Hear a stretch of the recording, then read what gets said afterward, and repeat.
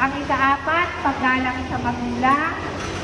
Sino dito ang pastor sa magulang? Sino dito ang hindi sumusunod sa magulang?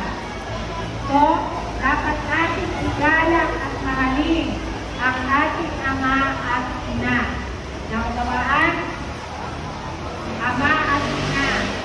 Sila yung ating kuwanan bilang mga anak na sumunod sa kalooban ng Diyos. Sila yung ating tagahubog.